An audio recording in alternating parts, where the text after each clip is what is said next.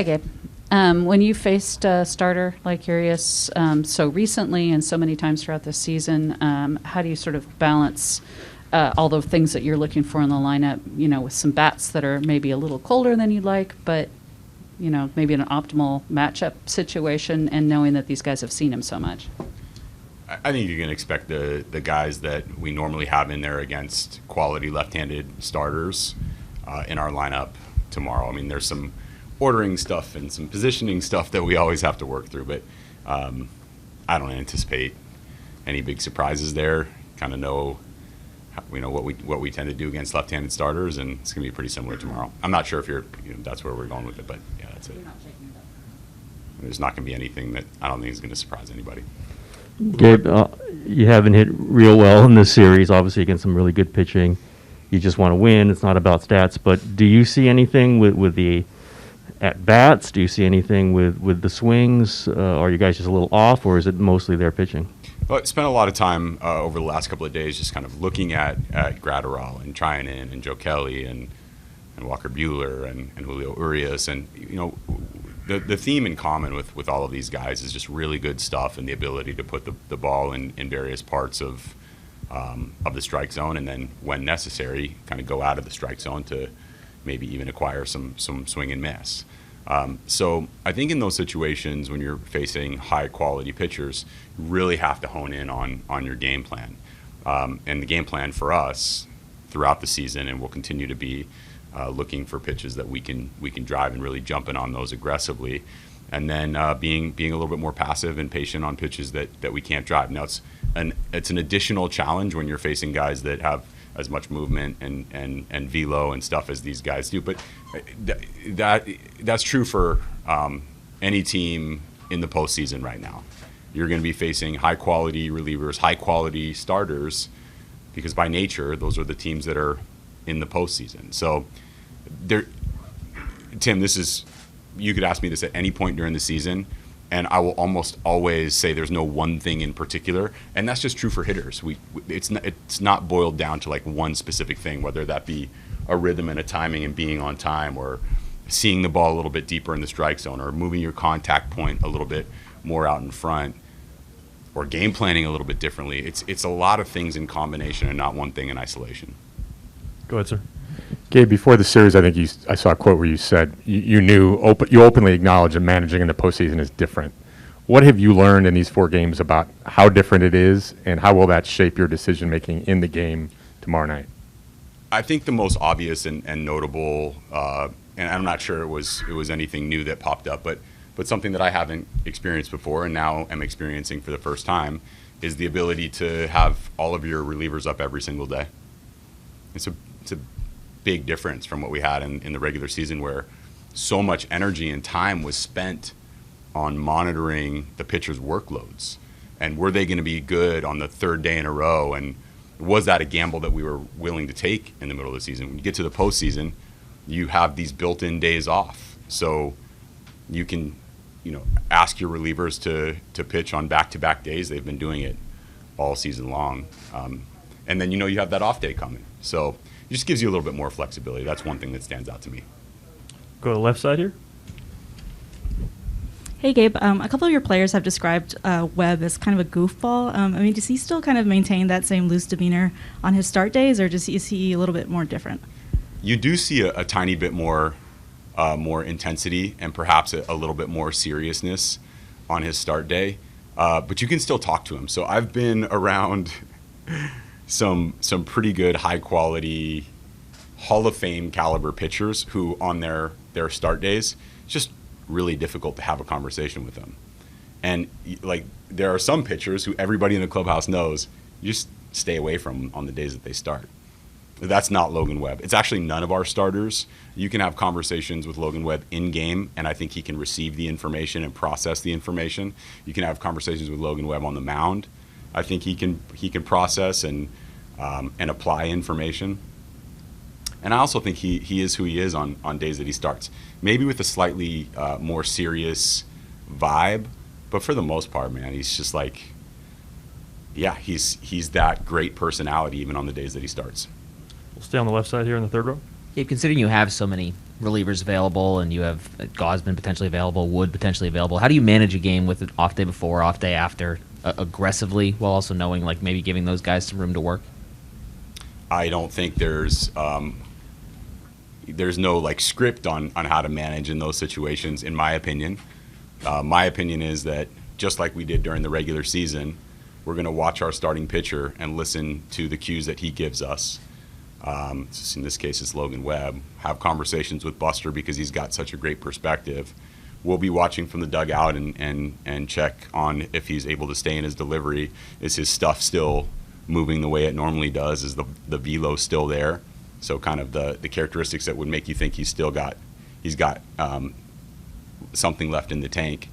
And then the game is going to kind of dictate who comes in next and what matchups we're looking for. But the one thing that I can share is that we do feel like we have plenty of options. So this is sort of going back to the earlier question. It's just nice to know that in a Game 5 scenario, everybody's going to be available, everybody's going to be strong, everybody's going to be wanting the baseball. We'll go back to Susan. Gabe, how is Tommy Lastella doing today? Do you anticipate him being available off the bench? I haven't seen Tommy yet today. I anticipate him being available as usual. I think what's happened with Tommy is that as the game has gone on, it's kind of felt like more wear and tear on his Achilles. So that's why we've been cognizant of getting him out of games, because he might not be moving left and right as efficiently as he would be in the early stages of the game. So in this particular case, he's going to be a pinch hitter off the bench. Donovan Solano will start at second base. And I think that we're not going to have any problems with his ability to potentially replace Donovan at some point, take a big swing off the bench, maybe hit for the pitcher, be all of Tommy Lastella. And how are Belt and Watson doing? I saw Belt was doing a little bit of throwing the other day, and I think Watson threw a bullpen. Yeah, so he's just out on the field with Belt. He was running some sprints. I don't have really anything new to report on Tony or on Brandon. They're both progressing nicely. I don't anticipate like making any sort of announcements on either one of them right now. Back to the right side. Kind of following up on the earlier question, beyond the strategic and having those relievers available, how is the postseason different for you as a manager, just for the vibe, just the intensity? When you're sitting in that seat in these situations, how does it differ from regular season? Because obviously you'd envisioned it, I'm sure, but you hadn't experienced it until now. So I know you're kind of looking for ways it's different, and I totally understand why. We played a lot of games down this stretch of the end of the season that were really meaningful games, where it seemed like every day something was on the line. The questions prior to the game, in conversations with our writers and others, were often about the importance of that day's game, the vibe, the electricity in the ballpark, the energy.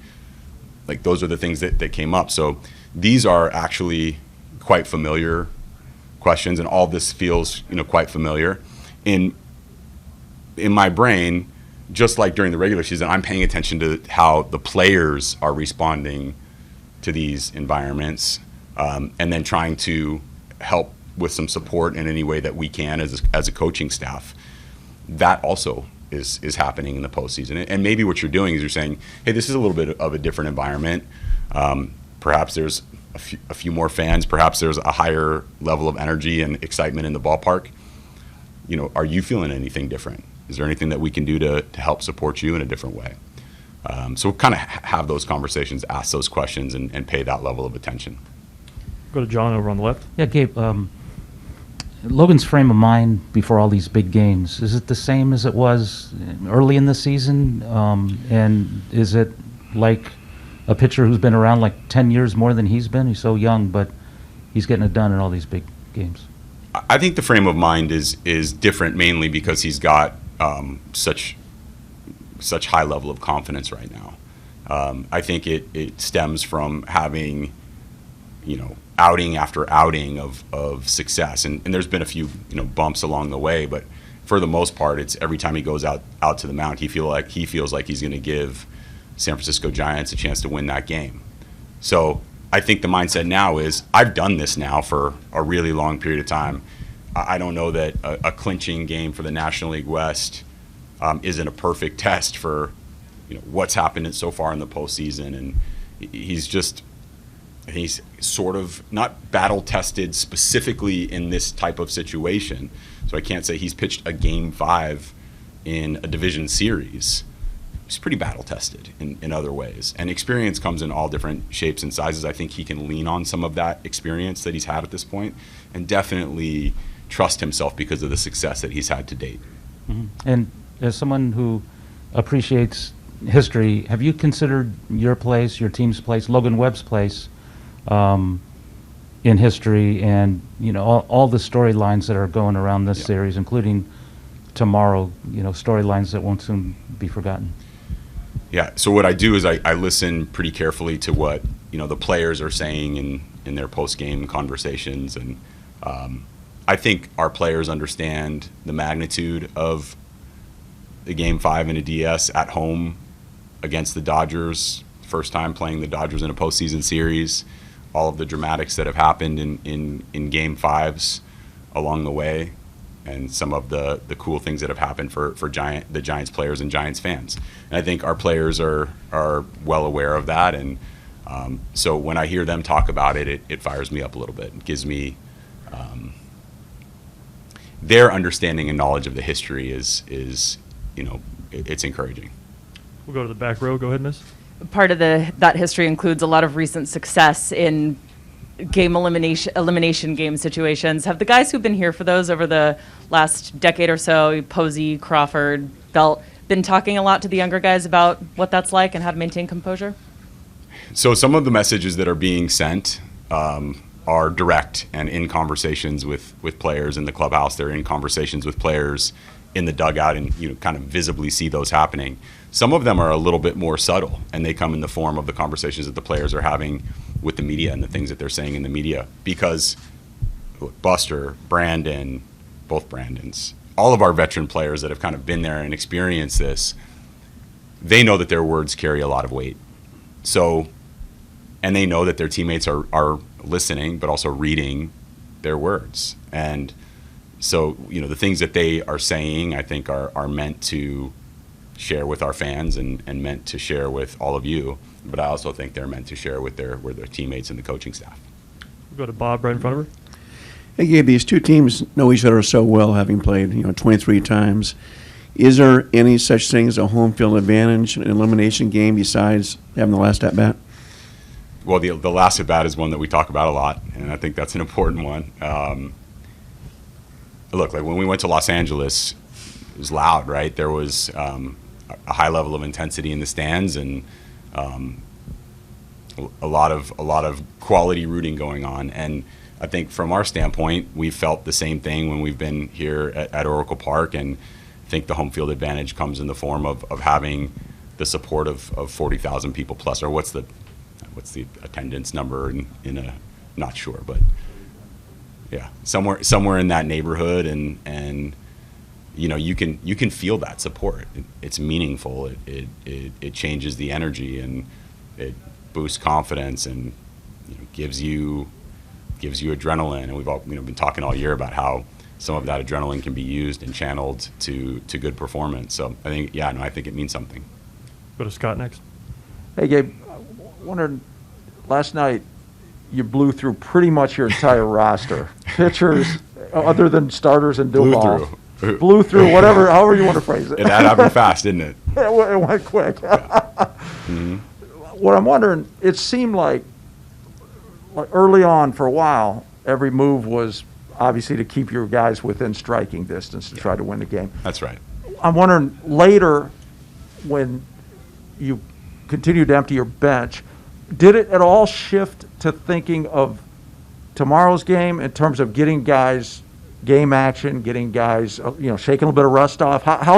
What was your thinking in general? I think it's great, because that's really what happens in a game is like, okay, how can we stay as close as we possibly can? Like, can we, and this is not just the Giants, but all teams, like, can we get to one more pitcher in their bullpen?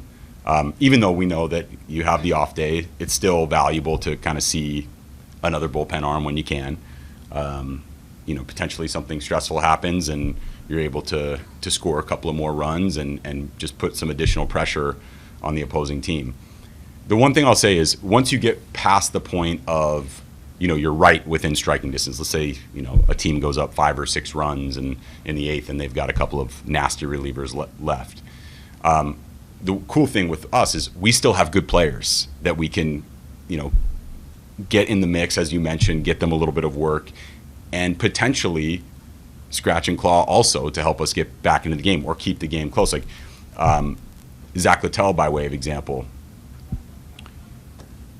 he hasn't been used this season in the same way that Camilo Doval has of late, or Tyler Rogers has of late.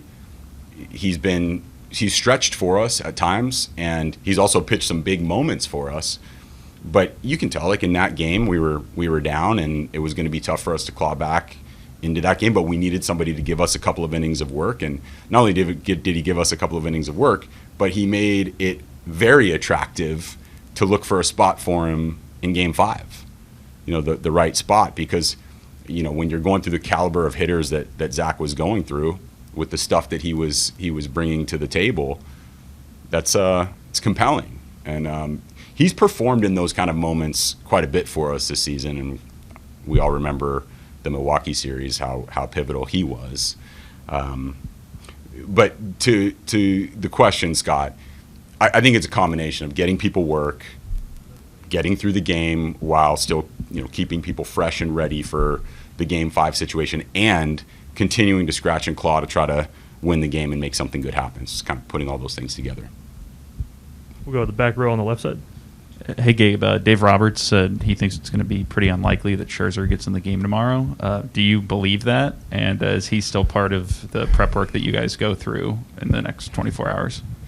For me, it usually doesn't matter whether I believe something like that or not. So by way of example, when we go back and we look at who has pinch hit for who, not with the Dodgers, the Giants, but who has pinch hit for who over the course of the season, and we find out that player A has never pinch hit for player B, that doesn't mean that we don't expect that player A won't pinch hit for player B. We have to always plan for, every possible scenario. Would another team burn a position player early in the game, use 2 pinch hitters at once? Maybe they will, maybe they won't, but we have to be prepared for those. So that's not to speak to this situation specifically, but what I'll say is I'm not going to be surprised by anything. Dodgers aren't going to be surprised by anything. It's where we are. Go to Barry next. Hey, Gabe, in that vein with Logan, when the Dodgers start making some adjustments, their hitters, to what he did in Game 1, what kind of adjustments can you guys and Logan make back?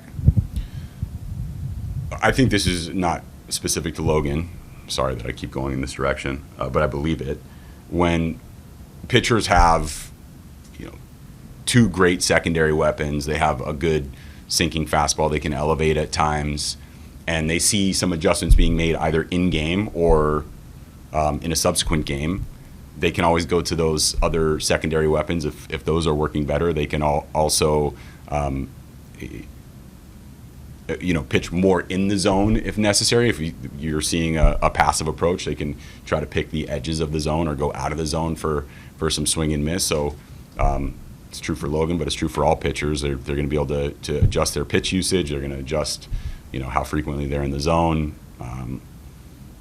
how quickly they're pitching to contact, things like that. Yeah, the one thing they made a point at, Roberts made a point at in Game 1, is that their hitters swung at a lot of pitches outside the zone. So I'm thinking they're going to be a lot more patient, or try to be, this time around. Okay. We'll take our last couple of questions. We'll go to Susan and finish with Tim. Gabe, your lineup against left-handed starters includes some guys who have not started really swinging the bat all that well in this series. Are there strategy things that you can do, manufacturing runs, things like that you'd be considering at this point, or is it a matter of kind of just sticking with the process that you guys have followed throughout the season? So, obviously, I can picture all of our right-handed hitters in my mind, and I feel like some of the ones who have struggled more recently have actually started to come around a little bit. And there have been guys who have been pretty consistently good over the course of the season. one guy that comes to mind right now is Darren Ruff. He hasn't, she says hasn't had the big hit in this series. And, it's been a little bit since he's been at his best. But what I'll say is the at-bat quality has consistently been good. And he's just been facing some nasty stuff. So guy like Darren Ruff, Wilmer Flores, Donovan Solano, Evan Longoria, Chris Bryant, like all of these guys are historically really good hitters against left-handed pitching. Buster Posey, historically very good hitter against left-handed pitching, against both, but in particular left-handed pitching. So the capability's all there. The at-bat quality has been there. Sometimes it doesn't show up in the box score. It's just the way baseball is. Even like if everything goes close to right, it doesn't necessarily show up in the box score. We want it to in Game 5, and we're going to do everything in our power to have that come to fruition. And you guys have had some really good games against Urias this year, and then some where he was tougher on you. Do you look at basically the most recent time that he's faced you, obviously in this series, or do you like guys to go back and look at some of the games where they've had more success? This is true of video. So like when you're analyzing video, I think it's true when you're analyzing performance, and as a hitter, I think when you're analyzing your own style and approach in the batter's box. I think it's healthy to look at like a very recent look, the last couple of starts. I think it's a really good practice to look at 1 year, like the entire year of that pitcher's performance. And I think it makes a lot of sense to go back a couple of years and then look at those three buckets, kind of put it all together and see when you game plan, like decide how to approach based on all of that information. Go ahead, Tim. Gabe, once Logan had the game he did in Game 1, or even before that, and I know you don't look too far ahead, but how locked in were you thinking if you just get one more win, you got Logan pitching Game 5 at Oracle Park here? You mean during the game last night? Just big picture that you knew you had. I mean, you knew you had him in his home stadium pitching Game 5. I think I was thinking about it a little bit differently. First, how are we going to win yesterday's game? Like, what was going to give us our best chance to win? So that meant that we would consider all options, and including if we got into like a really long extra inning game, by way of the example, that could have been Logan. Understanding what we have in front of us now, it certainly is a comforting feeling to know that we have one of the better pitchers in baseball over the course of this season on the mound for us. Dodgers can say that too. They've got one of the best pitchers in the game on the mound as well. It's nice that it lined up, that Logan is pitching Game 5 for us. We know that we have our work cut out for us, and it'll be interesting to watch it all unfold.